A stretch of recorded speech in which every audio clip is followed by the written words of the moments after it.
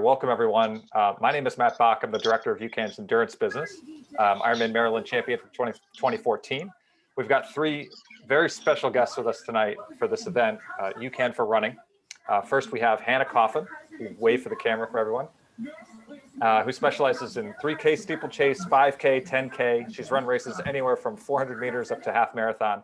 And Hannah is a University of Alabama at Birmingham graduate and is currently in med school on her way to becoming a doctor of physical therapy. So welcome, Hannah. Happy to be here. If everyone can please mute yourself so that we don't get any background noise from anybody. I am hearing someone at the moment.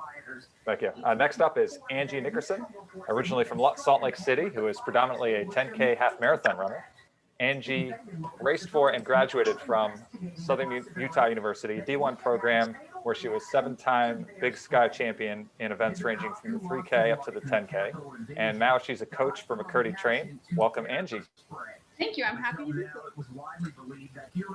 And both Hannah and Angie now live in Flagstaff, Arizona. They're both coached by James McKirdy, and who is our final guest this evening. And James has been a running coach for nearly 20 years. He's the head coach and founder of McKirdy Trained, a fast-growing private coaching business that's he's coached over 500 runners to Boston qualifying times, 25 athletes to the 2020 Olympic trials, and well over 1,000 athletes over the course of the time that he's been coaching, which really hasn't been a ton of time under McKirdy Trained, although he's coached for 20 years. McKirdy Trained's been around for, I think, 5 years now.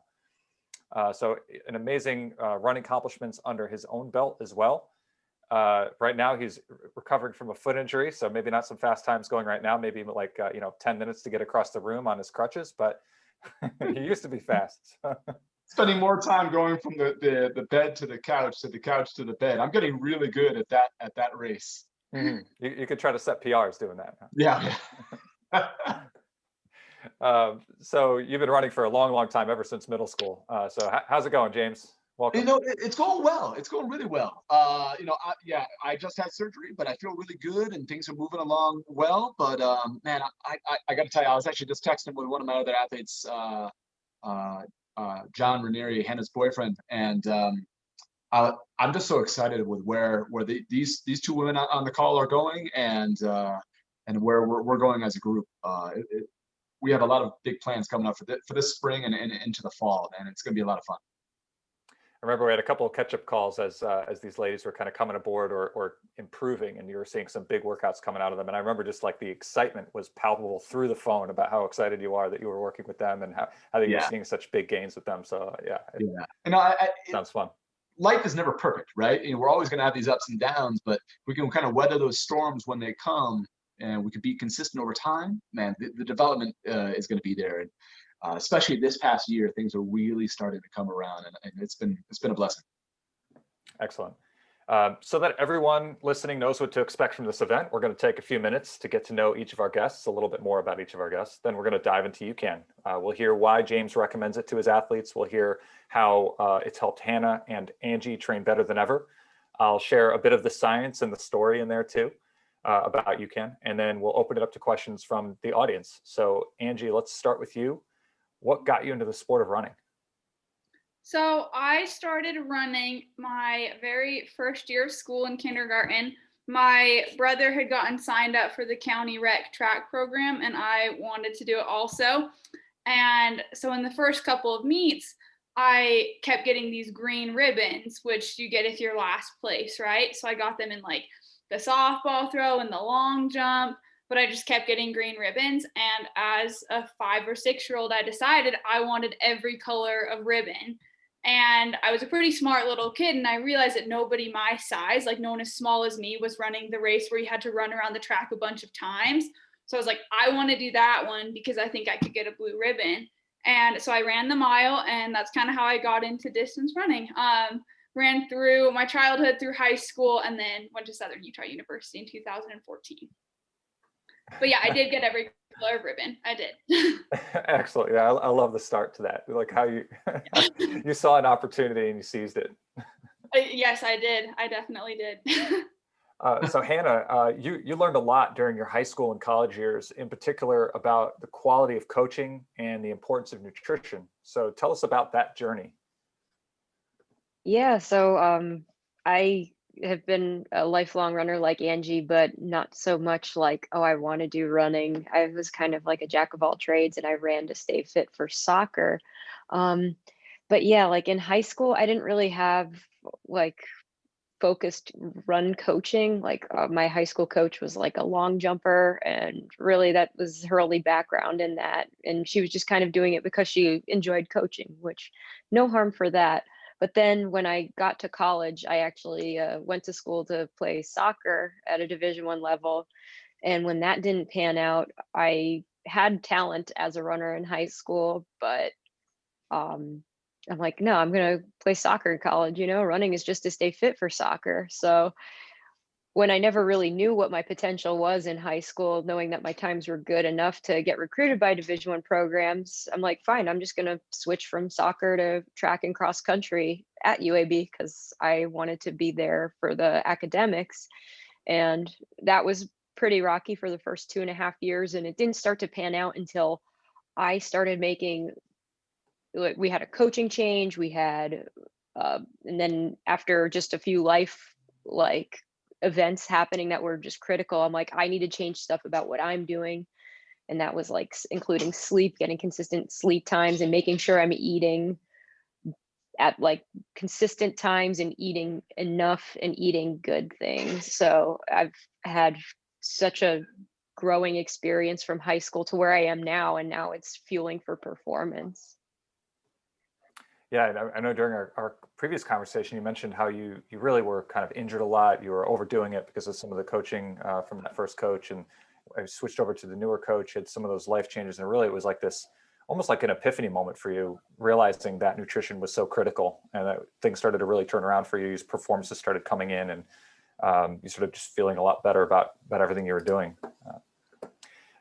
James, we just heard from Hannah how impactful like a runner's coach can be. How is it that you've been able to build such a successful coaching business?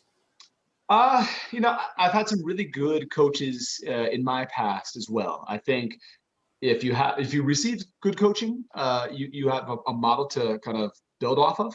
And one of my high school coaches was an amazing leader from my freshman year and my senior year for cross country. Unfortunately, I didn't have him for track. He was actually just the girls coach for track at the time when I was there. So in my 4 years of high school, I always had a different coach for track. And most often those coaches really didn't know too much about track and field, but we'd always kind of go over to the head coach of the girls track, Arlie. His name's Arlie Duff. And we'd ask him questions, and he'd help us, and he'd volunteer his time. Sometimes on the weekends, even though he wasn't being paid as our coach, he'd show up and spend his time with us. And then I ended up my senior year meeting an older gentleman named Jim Duncan, who I became very, very close with my senior year and beyond. He ended up teaching, actually not my senior year, my junior year. He ended up teaching me how to pole vault and how to throw.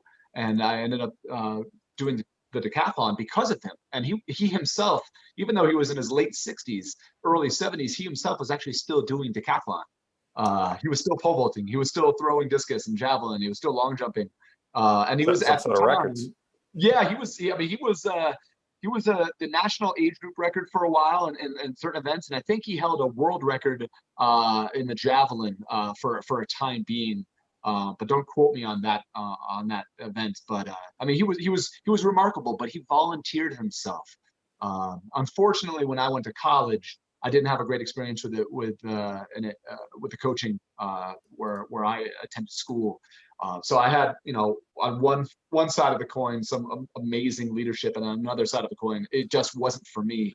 And I really kind of modeled how I coached off of what my experience was on the good, or at least I try to.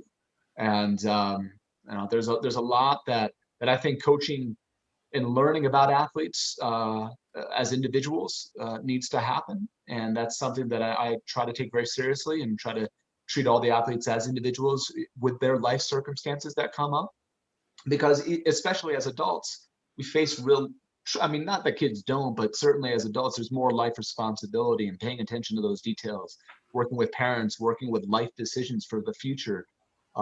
It's important to recognize that running's fun, and running can be something that's enjoyable.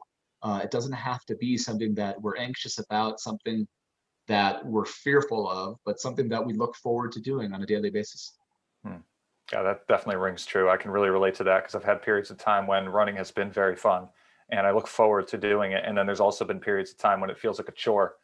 And sometimes it's very, very nerve-wracking and stressful because I'm putting so much pressure on myself, and maybe, perceived pressure from external sources. But definitely can relate to that. And then the other thing that really kind of hit home for me is like the perspective that you've had from so many different great coaches that you've been able to draw from all those different experiences over the years to really formulate your own coaching style, and really like taking the pieces of what you found valuable from coaches and putting that into your own practice. Yeah, I think there's a lot of ideas, right? There's a lot of ideas about leadership, about techniques, about concepts of training and development, and there's nothing wrong inherently with any of them as long as it's in a safe environment, right? So I think and I said this to Nick Willis the other day, there's, as long as the coaching is for the athlete's health and security and it's for development, it's great. But as soon as coaching becomes about the coach, he said that actually in a tweet. As soon as coaching becomes about the coach and where they're going, well, then that's no good. It's not about the coach; it's about the athlete. So highlighting them and helping them get to a place where they believe they want to be, and maybe even beyond. Mm-hmm. Great wisdom. So let's jump right in with Hannah. Let's go back to you for now. When was it that you started using UCAN, and what did you notice when you first started using it? Yeah, I think we started using it. James started having us use it summer of last year, and I had never used it. I had heard of the product before, just like with athletes like Meb using it, but I was never really taking any kind of like pre-run fuel or even a post-run protein. I was just eating and going for runs. But once I started using it and being more intentful in when I was using UCAN, like my time started to my workouts started getting better, and I was feeling like just less just exhausted from workouts, or even just better on my easy days. I mean, I had an easy day today, and before the call started, James asked me how my workout went yesterday, and I had like a mini workout the day before, and I'm like, I'm shockingly, like, I felt not too bad for today's run. And it's just consistently using, like taking a shake after a long run or a hard effort, and making sure I'm properly fueled before. And a big thing for me was just not having fueled before my runs. I would just roll out of bed and like go do the run, and I don't do that anymore. Like my boyfriend Johnny makes sure I'm getting up and like taking my energy before. I love the Cran Raz, that's my favorite, and I take that about 45 minutes before a long run or a hard workout, and it's made a world of difference in how my body feels after these efforts and on my easy days. Yeah. So how did you dial in that? You said 45 minutes beforehand. Have you tried it, say 20 minutes beforehand, 5 minutes beforehand, an hour and a half beforehand, an hour beforehand? Like, have you tried all different kind of time periods beforehand? It seemed like you sort of like found that 45 minutes kind of works best for you. It did take some tinkering, and a lot of it has to do with like using the bathroom before a run. So I like time it with my coffee if I have coffee on that day. I don't do coffee every time, but it helps. But yeah, I found like that 45 to 50 minutes is kind of like my sweet spot, and that I can time it, go do my warm up if it's a workout, or I know I'm not going to be affected or have any kind of GI issues while I'm on my run. Mm-hmm, mm-hmm. Yeah, you mentioned some stomach issues, especially during your longer runs. I think you've had some issues with that. Yeah, tell us a little bit more about that. Yeah, before gosh, there was a time where I was not able to get through a long run without like 6 miles, 7 miles. Like I'd be just doubled over, and like I'd be walking to find a bathroom, and it was like incredibly painful. And this was like for a 12 to 14 mile effort, and I'm like, this is problematic. Like if I can't even get through what would be a normal regular run, how on earth am I going to get through a long effort? So it's so easy on the stomach. Like I have never had any kind of issue when taking the energy before. Awesome. I saw Angie smirking during some of that. I know you guys train together a good amount. Are you like thinking back to those runs? Yeah, I had one specific run in mind. But yeah, Pretty I think disastrous. it's definitely gotten better. That was before late summer, early fall when we did start using UCAN. Sometimes you have to cut the cool down short. Sometimes you gotta find a bathroom emergency. True. I could definitely relate. I've had plenty of stomach issues myself, and lots of fasted runs because I just couldn't. I was so scared to eat things before my runs, and luckily I finally found UCAN and back in 2014, and it's just knowing that I can take something even just a few minutes before I walk out the door really and be fine is like, oh, it's such a peace of mind. Absolutely. And like just making sure that I'm like fueling well between like efforts. Like I'm gonna start doubles up again next week. I'm so excited to bring doubles back. But with being There a you go. Love it full-time running, right, James? Yeah, I love it. I love the excitement on that. but it's tough because like I'm in class like all day and like trying to balance this. So it's like I gotta make sure I'm eating like enough during the day. And like soda bars have really been helpful in like better snacking too. So like I'm at my like stand up desk right here is where I'm talking to you from. And like I have like these little bowls where I would just like fill with goldfish and I'm like, this is bad. So just taking one of the bars, the energy bar, the anytime or not the anytime bars, like I love the cherry almond berry bars, like having one of those, it like ties me over between like a workout and weights, and it's going to tie me over for doubles next week. I'm so excited. I had one of those this afternoon, the cherry berry bar. Yeah, great snacks. They really are delicious. And the new granola, the energy mix, is also excellent for snacking. Have you had a chance to try that yet? The granola? Not yet. I'm excited. I'm waiting for it to mix into my yogurt. It's good. Vanilla and chocolate flavors. They're both awesome. So for anybody, I think there's probably a number of people who are listening in who maybe aren't familiar with UCAN. And so I'll give a little bit of a synopsis of what it is so that maybe you're not so curious, try to fulfill some of that curiosity. So what UCAN is really known for is the carbohydrate that's in UCAN's products. It's called super starch. And that's what really differentiates it from the other nutrition that's out there, the other sports nutrition that maybe you've tried. And most sports nutrition is grounded in simple sugars, fructose, glucose, or maltodextrin, or sometimes a combination. And with those simple sugars, relative simple sugars, or fast-acting carbohydrates, you get a spike and a crash of energy. In order to avoid the crash, you have to continually take and redose over and over again for your sort of medium length efforts, just to make sure that you don't crash and have these bonking episodes or low energy episodes. But then if you take enough of it, then a lot of people end up with GI distress, stomach issues, hitting porta potties, having to stop at the bathroom, things like that. And I think we're smirking, and I've had many issues with that myself.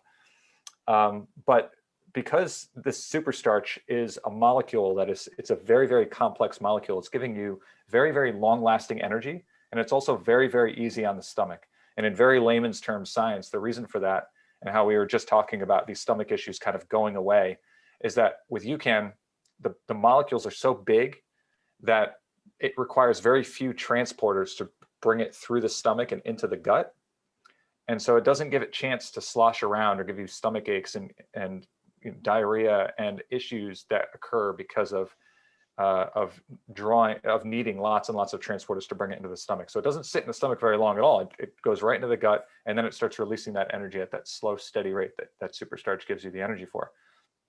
That's in contrast to something like a very, very high simple sugar drink like a Gatorade, right? So there's simple sugars in it, goes into your stomach, it has lots of small molecules, requires lots of transporters, which is water, to draw that through the stomach and into the gut. So you're sitting there, like if you were to chug a whole bottle of it, right, it's going to sit and slosh in your stomach for a while until finally it can kind of get out of your stomach and get into your system.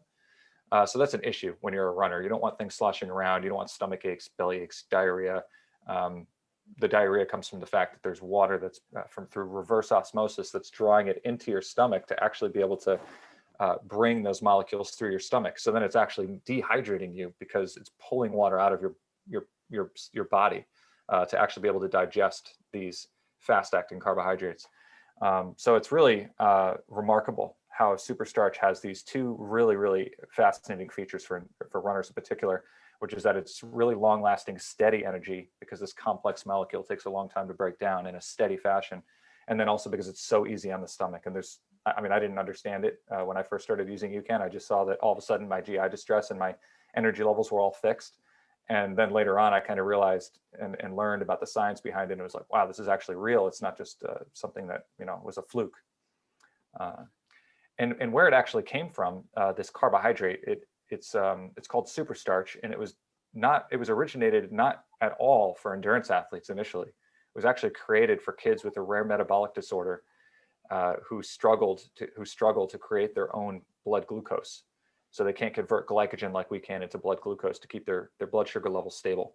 And so the family of this kid named Jonah Feldman pulled together, created a foundation, and tried to find a better way to support Jonah rather than feeding him every 2 to 3 hours with Argo cornstarch from the grocery store, which is what they had been doing just to keep him alive. And that was through the night even. They had to wake up in the middle of the night even to feed him. So it was really not an ideal scenario. And the family pulled together this foundation. They funded research to try to find a better way for Jonah. And in 2008, what ultimately happened was a team of Scottish researchers discovered a way to take non-GMO cornstarch or corn and cook it through a patented heating process. The heating process is like the real magic here. The heating process, it takes 40 hours. It's using heat and water and pressure, and it creates this molecule. It elongates the molecule of the corn to epic proportions. And I'm a numbers guy, so I love this stuff. But just to give you an idea, like the complexity of this molecule is huge. So your simple sugars, your glucose and your fructose, have a molecular weight of 180 grams per mole. Your maltodextrin, which has always been kind of considered a complex carbohydrate, has between 500 and 3,000 grams per mole. And superstarch is 600,000, give or take. So it's a massive complex molecule. And that's what gives you that really long lasting energy. And that's what it did for Jonah, the inspiration for the beginning of our company. He was able to take 2 servings of superstarch before he went to bed, and it lasted him for 8 to 10 hours. So he could actually sleep through the night for the very first time when he was 9 years old. Prior to that, he was being woken up every 2 to 3 hours, and his parents were making sure that they woke up, because if they didn't, then Jonah wouldn't wake up in the morning. It's a life-threatening disease. So anyway, it's remarkable, the story of where this came from. It was discovered to help these kids with this rare metabolic disorder. And from there, this breakthrough in carbohydrate technology was repurposed by our co-founders into the endurance space to help endurance athletes, because we want a lot of the same things that Jonah wants: stable blood sugar. We want it to be easy on our stomach. We want long-lasting energy. It's pretty remarkable what it's been able to do for me and James and Hannah and Angie and so many other runners and endurance athletes out there. So I'm going to go hop over to Angie here. You've known about UCAN for quite a while. How did you first hear about it? So like I said, I'm originally from Salt Lake, and there's a handful of runners in kind of the Utah running scene who use UCAN. So Taylor Ward and then Jocelyn Todd, who's one of my very closest friends, have used it, and they both love it. So I'd heard of it, and I'd actually been to a UCAN event. It would have been at Salt Lake Running Company in summer of 2019 was where I first learned a lot more about the product. But I'd tried it, but I hadn't used it as my primary fueling until this fall. Mm-hmm. What did you do before UCAN? Nothing. So I was out of college running. I think a lot of college runners, I'm maybe this is a bit of a generalization, but I think a lot of college runners just don't fuel. So I would do 16, 18-mile long runs just with nothing. I actually this is kind of a funny story. I had a training partner who I would do long runs with while I was running in college. And she's a mom of 3 kids and is a marathoner. And we would get into these long runs, and she would bring some kind of gel to take in the middle. And it was kind of our ongoing joke that she would bring a pack of fruit snacks for me, because she's you're just a kid because you don't use real fuel. But yeah, I would do long runs, workouts with nothing at all, maybe water, but even that was kind of a push. Mm-hmm. And so running, nothing, especially fairly recently over the last few years, so a lot of your long runs are quite long. I mean, you're getting up to something like 18 miles. Doing that on nothing is not ideal, right? So did you, when did you discover that maybe that wasn't the right approach? Yeah, so that was with James. So just in this last year, so I wouldn't take fuel during runs, and I wouldn't really eat a whole lot before runs because of GI issues. And so James and I had a few conversations where I had workouts that kind of blew up in the middle or towards the end, and we'd kind of go through a list of like, well, did you sleep last night? Like, did you push yesterday's run too hard? We'd go through just kind of a checklist of what might be causing the issue. And he'd ask me like, well, what did you have for breakfast? I would be like a handful of cereal or sometimes nothing. And that was kind of when he was like, hey, like we can't be doing, 14-mile sessions with 8 miles of it at a high intensity without you having anything before. So that was kind of a wake up call for getting something in before. Do you remember that going down, James? Yeah, I do. I think any athlete is going to want to have home run sessions, home run races, meaning an event where they've nailed everything and it made them feel like, man, I'm on top of the world. But I think when we're messing with nutrition and we're not consistent with certain aspects of how we view nutrition, it can be very easy to have a lot of strikeouts too. And so we keep striking out, waiting for the next home run. And on the off chance that you survived the session and had a great day, you feel amazing about it because, man, I've come so far, but you're missing a lot of the consistency leading into it. I like to compare it to baseball because whenever you look at a baseball stat line and you look at a team that had like 30 hits in a game and 0 home runs, they probably still won the game. All right. So we're not trying to hit home runs. We're just trying to get on base. And the easiest way to get on base is to be consistent, follow a routine, but be consistent about what it is you're doing. And what I found was, especially this fall, with a lot of the pros that I worked with, and working with you on this, is UCAN allows for that consistency. It allows for the base hits. Yeah, they're going to have some home runs from here and there. We might miss a workout because of other circumstances, but overall, the consistency is there, and it allows for that growth. And I can say this: I'm not sponsored by UCAN. I have no financial tie. I don't get anything free. I believe it, and I wanted to make that. I said that in our newsletters. It's something that I believe in as a coach, and it's something that I've come to really respect out of the company. And it's something that I'm entrusting with the very best athletes that I work with, as well as the brand new athletes. Fantastic. Yeah, I love that. I love how you were talking about the consistency and, just hit a whole bunch of singles and doubles. Every once in a while, you're going to hit a home run. Every once in a while, you're going to strike out. But a lot of singles and doubles is going to add up to big gains. Yeah, over time, I mean, give yourself 9 months of that versus 9 months of just 3 great workouts.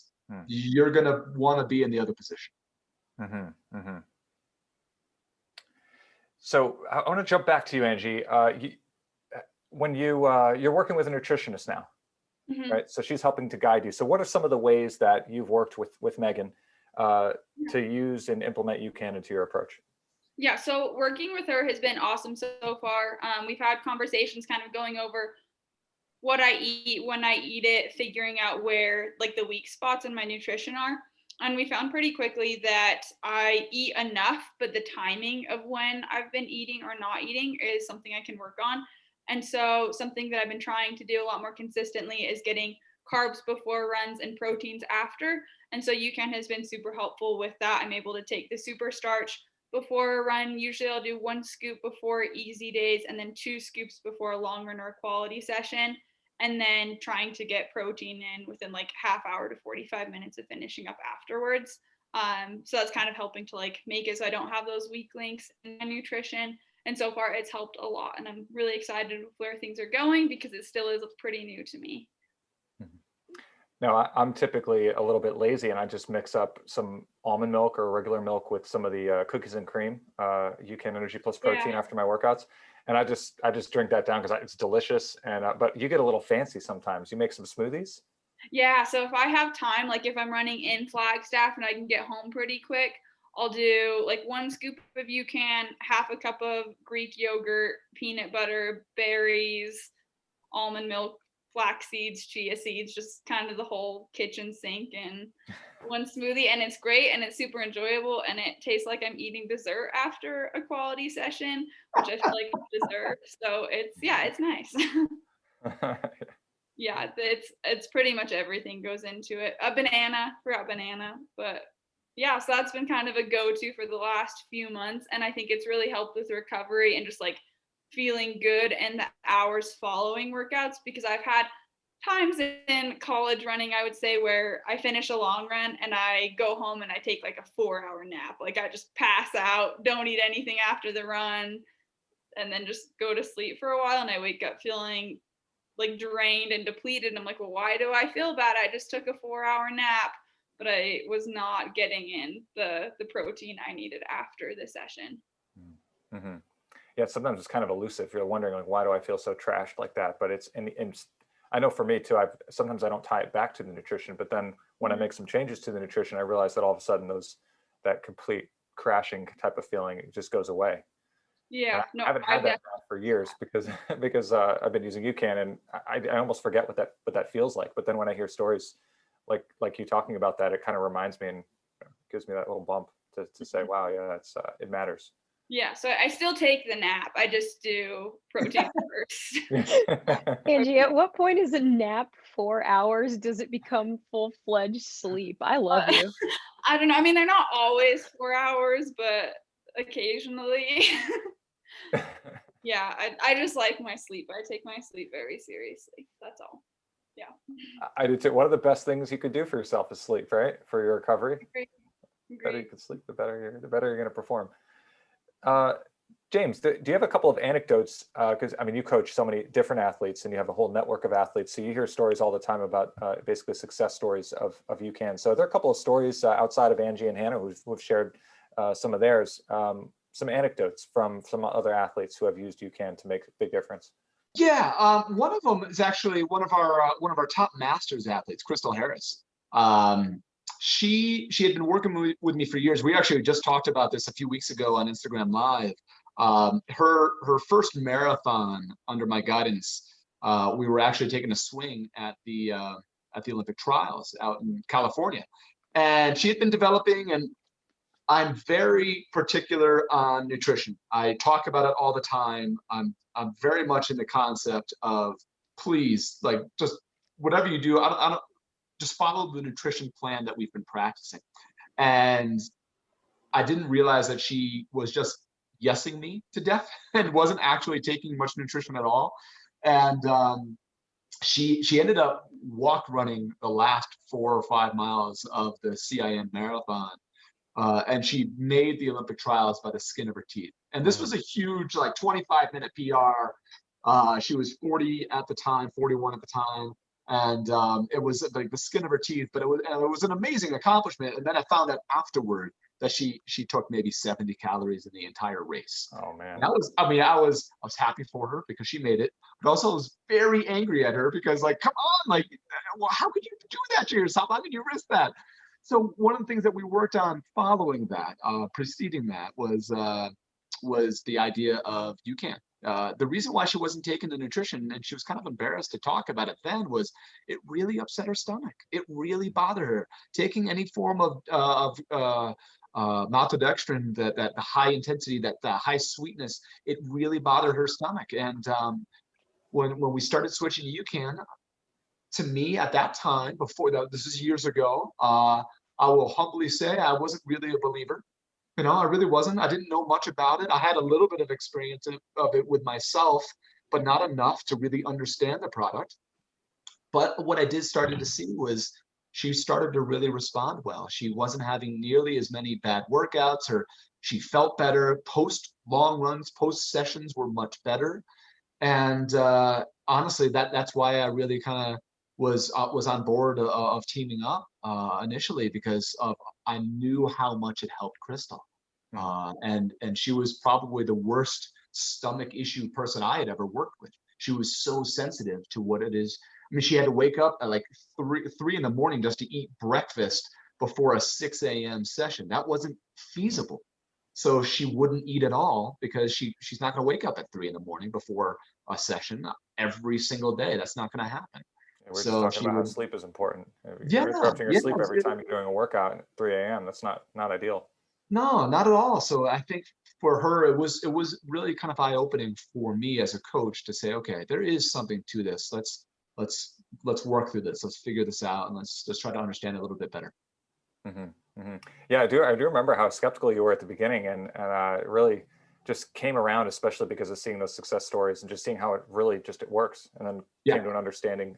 We had multiple conversations too, so I'm just thrilled that's some of my favorite stories, when people are skeptics initially and then they come around, they realize, wow, this is actually, their eyes are opened. They're like, wow, this is awesome.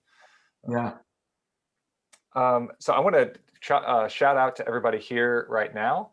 I think my colleague helped out here. So anyone who wants to ask a live question, feel free to throw that in the chat anytime. I'm going to ask a couple more questions of each of our guests for now, but we're coming up on around 35 minutes of interview time now. So I want to open it up to questions so that we can answer the types of stuff that all of you are interested in hearing about.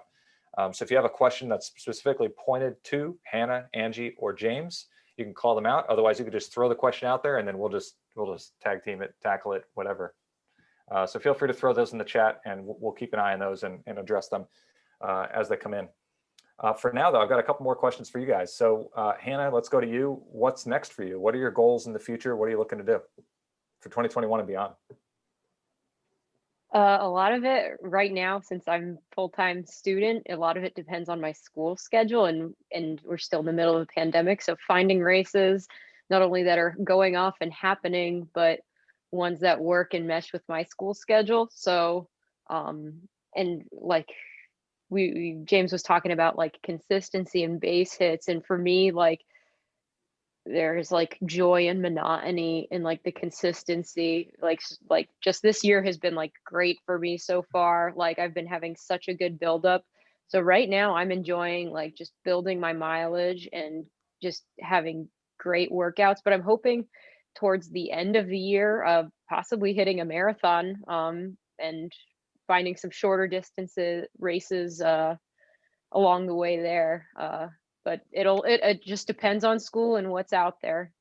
Stepping it up even more in the distance. So you can't fake it anymore with nutrition when you get to the marathon distance. So now it's good you've got that nutrition category nailed down. Absolutely. Angie, what's on the horizon for you? So I will be going to Austin, Texas at the end of the month. Trials of Miles is putting on a track meet and I'll be racing a 10K. And then I'm going to Gate River at the end of March for a road 15K. And then probably hopping on the track a little bit through like spring and summer, hopefully qualifying for the Olympic trials and the 10K and maybe the 5K. Awesome. And actually, you mentioned that race in Austin. I know Sarah Hall is also racing that same 10K race in Austin. And Hannah, what you were saying about how you kind of like the grind, like you like these consistent workouts, really enjoying that. Like that also kind of reminded me of Sarah. Like this, very reminiscent of her approach of just loving the daily monotony, the routine, the just sensing that you're getting faster and you're getting fitter is pretty cool. James, what's on the horizon for you besides recovering from that foot injury? Well, one of the plans I had is I'm going to be 40 this year in October. And once races return, I would like to take a stab at winning a U.S. championship for Masters. So that's personally, that's a big goal that I have, 40, 41, 42, building towards that. It's going to take some time to build that fitness back. So I'm going to be patient, and I work with my own coach, one of our coaches, Tim Ritchie. And he's going to help guide me and get me stronger. But from a coaching perspective, we got some plans for the track, for the athletes that are going for the Olympic trial standards, and we have some plans for the roads for the fall. Some big announcements we'll be making over the course of the spring, which we're really excited about. I'm excited to hear more about that. I don't think we've chatted about that yet. So we have not. Keeping that up. I'm always working, man. I'm always working. Yeah, I know you got a lot going on. It's really exciting stuff. And actually, just Angie, you mentioned that you're looking to qualify for the Olympic trials. So just give us a sense, like some of the listeners. I mean, you two ladies are really fast. So Angie, what's the 10K? What's your 10K PR, and what's the Olympic trials qualifying time? Yeah, so my 10K PR is 33:10 or 33:12, and that was from spring of 2019 in my last year of college. I haven't actually raced a 10K in a while. And then the standard is 32:25. So that's the standard to get to the Olympic trials. There's a different standard to actually run in the Olympics. So it's kind of two different things. So Sarah will be racing in the Olympic standard race, and I'll be in the trials race. But yeah, 32:25 is like the magic number for me these next few weeks. Yeah, that is a fast number. I mean, that's like, just to put it into perspective, it's like 16:12 or whatever, a 5K per 5K, which is barely over 5 minutes a mile, like 5:10 or something per mile, I think for. Yeah, I think it's 5. James probably knows better than me, like 5:13-ish. 5:13. Yeah. Okay. That is moving. We've got a whole bunch of great questions here, so we're going to start diving into these. First question is, actually, you know what? Tony Billups, if you want to ask your question, you can actually throw yourself on video, and you can take off mute, and you can ask yourself if you like. Uh-oh. Okay, am I there? Can you hear me? Yep.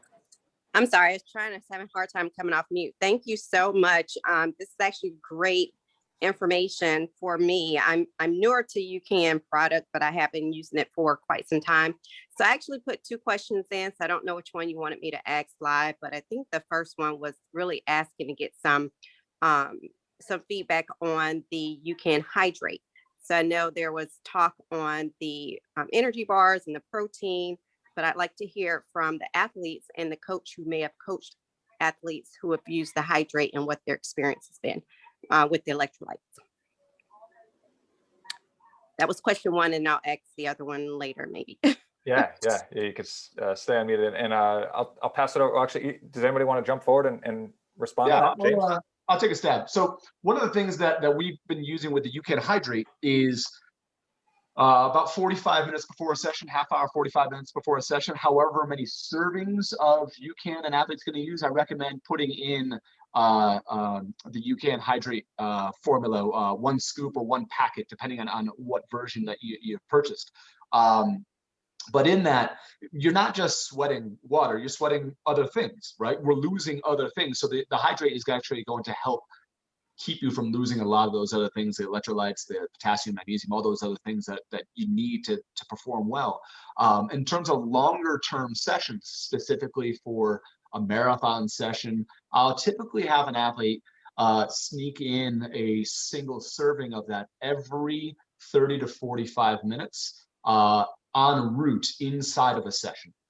So that might be something that they have on their body if they don't have bottle support, but they're carrying their own bottles, or if they have somebody waiting for them, one of their bottles will have that single serving.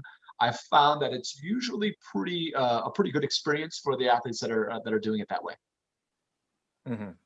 And actually, I've heard you mention too, in some of your athletes, that when you mix the hydrate with the superstarch, it helps to make it even smoother and taste better, right? Yeah. So overnight, generally, the consensus is for most athletes' experience, you mix everything up overnight and leave it in the fridge, shake it up really well, and then leave it in the fridge.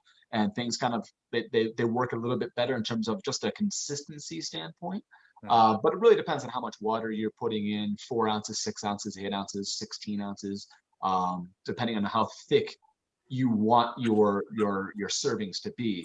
But yeah, I mean, it mixes well. I think I'm not a big fan of a lot of strong flavors. So I like using a flavored hydrate mix because that gives the water or the superstarch a flavor that isn't just like an orange cream or a chocolate, whatever it might be. It gives it its flavor that a normal plain superstarch, the original, it gives it its own flavor. Mm-hmm. Yeah, that's a good point. That's a fan favorite, and I know you've seen a lot of athletes using that combination of the plain superstarch mixed with your favorite flavor of the UCAN hydrate, because it's more mild, and then you can flavor it however you want to flavor it by picking your favorite flavor of the UCAN hydrate. Yeah. So that way you get everything in one bottle. You're getting the fuel from the Superstarch, you're getting the electrolytes from the UCAN Hydrate, and you're getting the flavor from the UCAN Hydrate. So it's a great combination. That's a fan favorite for sure. And then the other thing that you mentioned that was great was how you mix it in 4 ounces, 6 ounces, 8, 16 ounces. And that's a great point, that the consistency will change depending on that, but you can mix it however you want. You can mix it really thick and concentrated, almost like a gel, forms almost like a paste when you mix it into, say, 3 or 4 ounces of water with 1 serving of UCAN Energy, or you can mix it into 12, 16 ounces of water if you want to. It makes it much more dilute, thinner, much smoother. Most people tend to be more in that kind of 6 to 10 ounces per serving of Superstarch. Did you have anything to add, Hannah or Angie, to the question on the electrolytes? And you can have One thing I really love about it compared to other hydration products is that it's not carbonated. Like that's a huge thing for me. Like it's not a fizzy tab. Like it just makes your water like flavored, and it's not carbonated or fizzy. And that's like been a big thing for me. It's like I don't want my water to be carbonated. I'd drink a seltzer if I wanted that. You bring up a good point with the ounces, and I just wanted to make that point because I've been kind of playing around with the hydrate. I'm usually a fasting runner, but I've been trying to add the electrolytes before a run. And I noticed I do like flavor. So the first time I think I did 10 ounces and I didn't taste it as much. So I went to 6 ounces. I taste a lot more, but I noticed that if I use it before the run and then go out with nothing, I'm more thirsty. But then if I dilute it more, I'm not. So I enjoy the flavor, but I'm finding that I'm having to tweak the ounces to get to that sweet spot. Mm-hmm. Yeah, and I that's good points. And I do the same thing where I kind of mix it up depending on the situation. So if it's a situation where, let's say I woke up, I'm feeling really thirsty already, maybe it's during the summer and I ran the night before and I'm dehydrated already going into my run, I'll have more water beforehand and I'll mix it in, let's say 1 serving into 12 ounces of water before a run like that, and maybe drink it 30 to 45 minutes beforehand to give it enough time to clear out. But then if it's something like in a race where, let's say I'm doing an open marathon or a long run, and I'm bringing some UCAN Energy with me in a concentrated version, so that I'll do that in a very small bottle in a very concentrated version so that it's easier to carry, rather than having a bottle that's, say, 16 ounces of water in it and only 1 or 2 servings of UCAN. That's a lot of water to be carrying, a lot of weight, and jostling and around and stuff. It's kind of annoying to do. I don't like that. I don't like really carrying bottles and things. So if I have a small little 5-ounce gel flask bottle and I'll put a concentrated version, and then I can tuck that into my shorts, and I don't even really notice it's there. Tony, you also asked another question here, which I think I could answer quickly.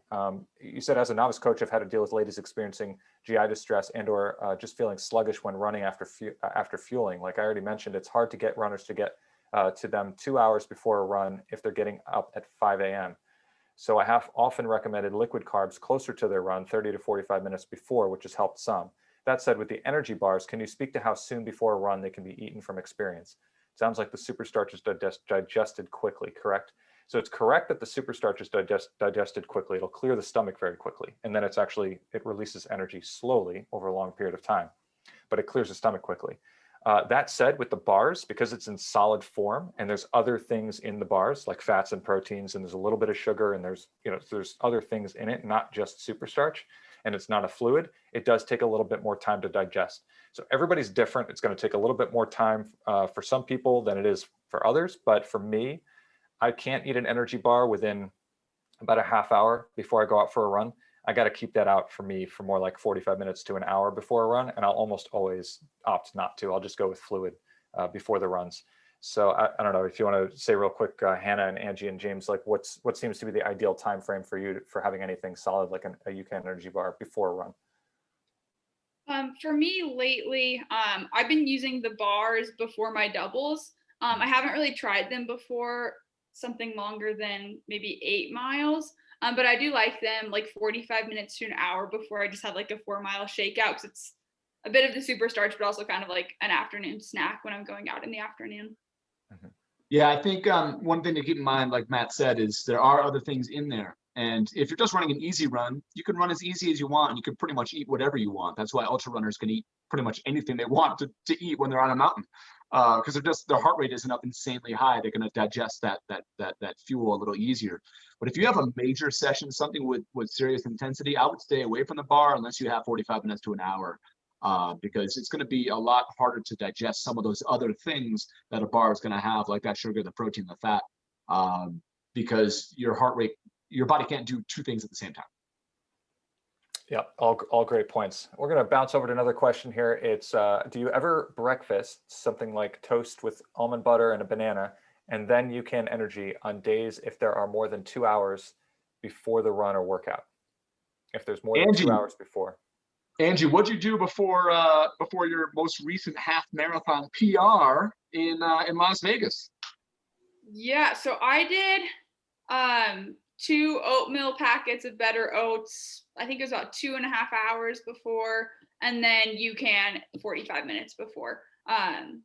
So yeah, and then the nutritionist I'm working with right now also has had me do, before like easy runs, I'll do, 1 scoop of UCAN and like a few graham crackers or a piece of toast or like half of a bagel. So I usually do UCAN with food or like within a half hour of eating some kind of food. That's good. And what you just said is a pretty winning recipe for a lot of people, having the food several hours ahead of time, sort of a breakfast of some sort. Maybe it's oatmeal, maybe it's, there's a number of different options there. And then there's 45 minutes beforehand, having a couple servings of the UCAN energy. That tends to be what a lot of people end up doing, including myself. Are there some days when you have breakfast? Oh, I already got that one. And what is the recommendation for a 1 hour threshold session? Frank, can you, if you want to chime in with that, you can unmute yourself and throw yourself on camera if you want. I'm curious, do you mean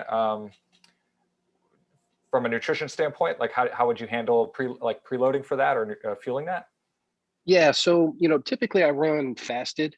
And right now in my sessions, they're not more than an hour, but they're intense. So it might be 3 by 7 minutes at threshold, 5 by 6 minutes at threshold, for in that 1 hour session. And I find that in that last threshold or in that last interval, I'm running out of energy, but I'm doing it fasted. So I don't know if UCAN would be the right recommendation, 30 to 45 minutes before a short session like that. I think Hannah could chime in on that one too. James, go ahead. Yeah, well, I had John Ranieri run a half marathon in October, and his half marathon takes about an hour. So it's literally an hour at threshold for the entire hour, right? And his prep for that was 3 servings of UCAN about 45 to 60 minutes ahead of time. He had a little bit of food that morning, like a little bit of oatmeal, but his main source of calories was that. So that was more than enough energy for that hour. Yeah, great. Okay. Hannah, Yeah, I think thanks. you could probably chime in on that too. Yeah, I don't run fasted anymore. I definitely think when I feel fatigued in like the latter reps of threshold kind of effort, I think implementing the super starch, like the energy 45 minutes before, I do think it has made an impact in me being able to finish strong in those last reps. And not only that, but like not feel totally spent and like just having to just lie down on the track and just just take a moment for myself. Yeah, just full starfish on the track. And to add to that too, keep in mind that when you may have read somewhere that when you are topped off with glycogen stores, you can last say 2 to 2.5 hours off of your glycogen stores when you're operating at a fairly high intensity, like marathon pace, let's say, threshold. But that's only if you're topped off. But if you sleep, you're sleeping the night before and you're not eating anything for many, many hours, then you wake up and you're fasted, you're not topped off, right? You've already actually, just by existing and sleeping, even at rest like that, you've carved through a good chunk of your glycogen stores. So if you don't eat anything beforehand, then you go out and you're running an hour at intensity, it's not really that surprising that by the end of the run, maybe for the last rep or two, that you're kind of struggling a little bit through it. And it very well it might not be just training related. It might be nutrition related, because you're actually, blood sugar might be getting to really low levels. So you need something to sustain yourself, and UCAN can certainly do that. It'll set you up really well having one serving, or even just a half a serving, maybe, depends on, on you and how you've dialed it in. Thanks, super helpful. Good. So we've got a question from Josh Espinoza. If you want to take yourself off mute, you can ask that question live if you'd like.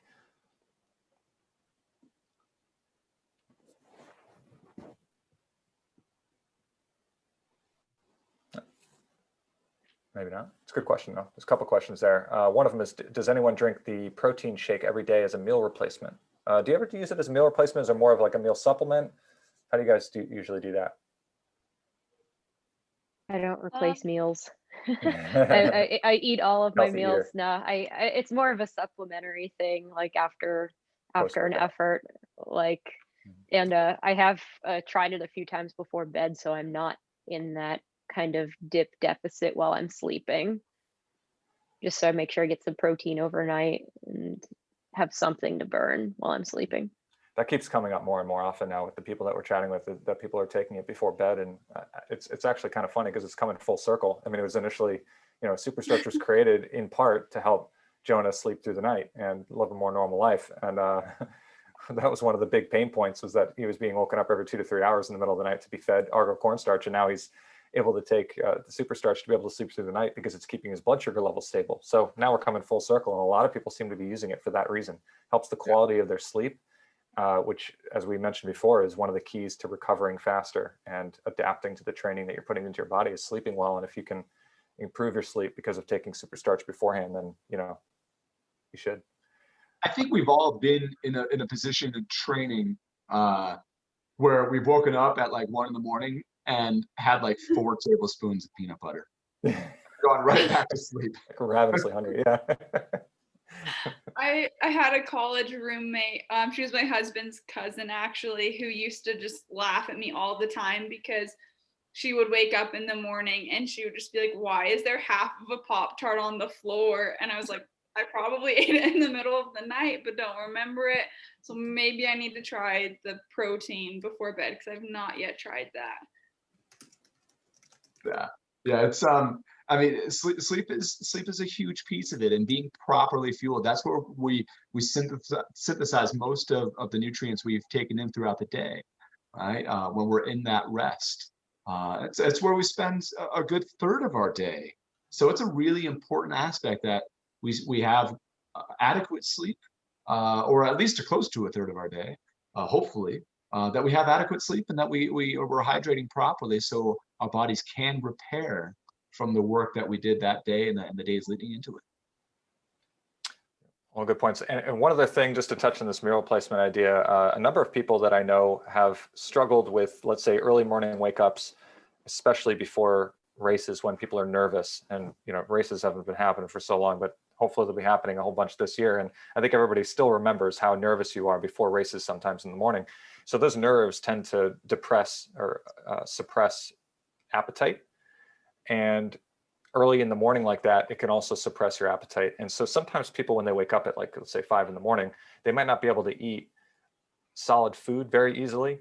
So I know a number of athletes have used the UCAN Energy Plus protein, a serving or 2 of that, as a meal replacement in the morning, instead of having solid food, because they can do that. And then they can have a couple servings of UCAN Energy 45 minutes before the race, like we talked about before. And then they feel they're ready to go for their race, instead of having to try to choke down or force down solid foods that they're really struggling to do because of the lack of appetite.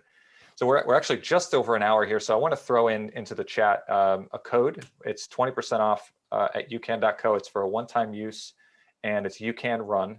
So feel free to use that. I'm going to try to make it hyperlink here. It doesn't look like it's hyperlinking, but yeah, you can use that code at our website if you'd like to order some UCAN. Either, if you're already a UCAN fan, you can stock up at 20% off, or if you're new to UCAN, then this is a good opportunity to jump in and use that. So I'm going to take one more question here. This is from Alyssa. What is your preferred water/energy ratio to take on a long run or in a marathon? That's definitely going to differ. So I want to see what your responses are. Let's go. Maybe ask Angie first. Yeah, so I haven't used it a ton during sessions, so I'm maybe not like the very best person to ask, just because I'm not training for those marathon type of efforts yet. But when I do UCAN, usually I'd say it's in probably 5 to 6 ounces of water. And then I just kind of like sip it. I don't like take it like a shot or chug it or anything. Probably takes me 5 or 6 minutes to get it down, but I think 5 to 6 ounces has been kind of a sweet spot for me. What about you, Hannah? I have not hit any efforts where I've needed to fuel mid-run, but if I do a marathon, probably going to be implementing those in workouts in the semi-near future. So James definitely could answer this one better than Angie or I could. Mm-hmm. Yeah, I think the concepts that we brought in for the athletes that I've had use UCAN in the fall that were training for a marathon, Lindsey Nelson, also a member of the UCAN Elite Squad, and John Ranieri, who both ran the marathon project and still set PRs. What they would do is about 1 serving of the superstarch mixed with hydrate every 3rd bottle or so. And then they would take that every, they'd have a bottle every loop on the course. But their position, a professional runner is going to have different opportunities than the masses. So what I've had athletes do who don't receive bottles is preload with for a marathon session as well as the marathon itself. I'd have them preload with 3 servings of UCAN, and then around 45 to 60 minutes into the run, they'd take another single serving of UCAN, and every 45 minutes or so, they take another serving of UCAN. And at some point towards the end of a race, they might opt for a gel for a little bit of a spike in energy, which is pretty common to do.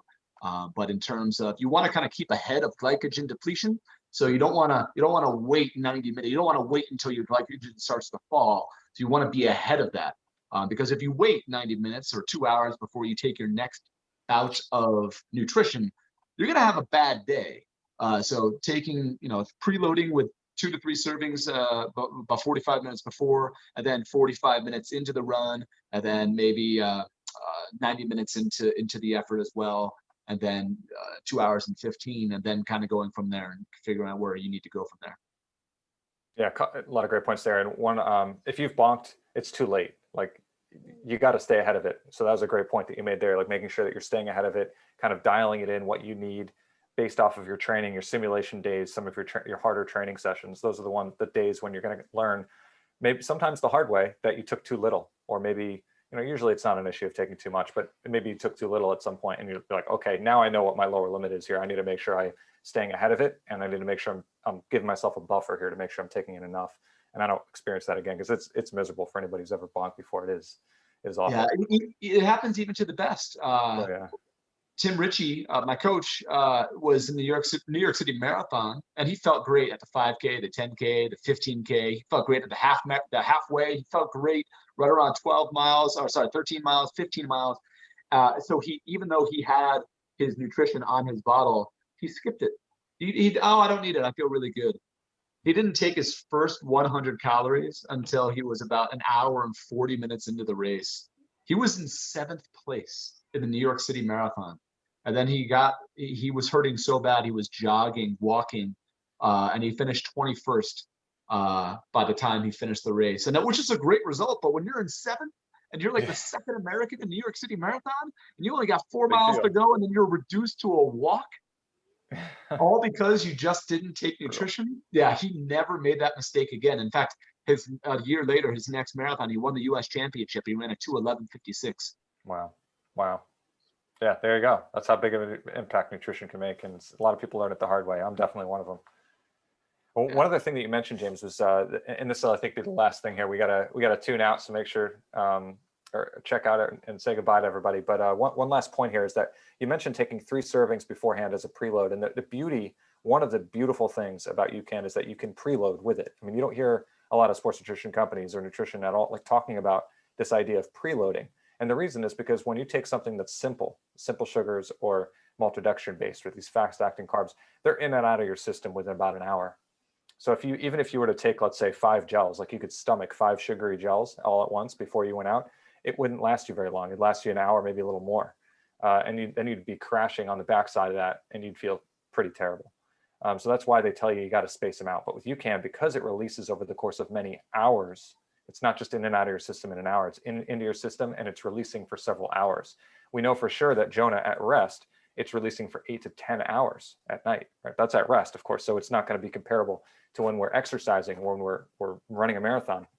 But we do know from some of the studies that have come out since 2010 that even after 3 hours, 3 hours and 15 minutes or so, we know that even at that point, only 60% of it had been used, and the remaining 40% is still releasing into the body after 3 hours. So I mean, just if you kind of project out, it's releasing for 4 or 5 hours at, so what you take before your marathon, let's say that 3 servings that you might take before your marathon, 45 minutes beforehand, that's actually releasing for the entirety of your marathon, unless you're running 5+ hours in the marathon. Then at that point, you'll obviously definitely have to redose during too. So it's really pretty remarkable that you can preload in such a way that isn't going to bother your stomach, and it's going to release energy for over the course of multiple hours afterwards. So I've been doing that quite a bit actually. Over the summer, I did a 20-mile long run, and I preloaded with 3 servings of UCAN, and I actually didn't have anything during it. Which if I was doing a race, it would be at a higher intensity, and so I would be burning through more glycogen, and I would have taken something during as well. But in that case, I was able to just doing a steady state 20-mile run, and I was able to just preload with it on the whole way, which is really nice because then you don't have to carry anything. Remember I said before, I don't like carrying things. All right. Well, I think we gotta check out here. We're already 9 minutes over. Get everybody back so they can either go to bed or get their dinner or put the kids to bed or whatever it is. So thank you so much, Hannah, Angie, James, for joining us this evening and sharing your wisdom, sharing your stories, and hopefully helping some people learn about UCAN and how to use it better in their own running. Thank you guys. Thanks for the time. I really appreciate it. Thank you so much. Yeah, thank you Have a for good night, having everyone. me. This was awesome. Hope you enjoyed it. Bye-bye.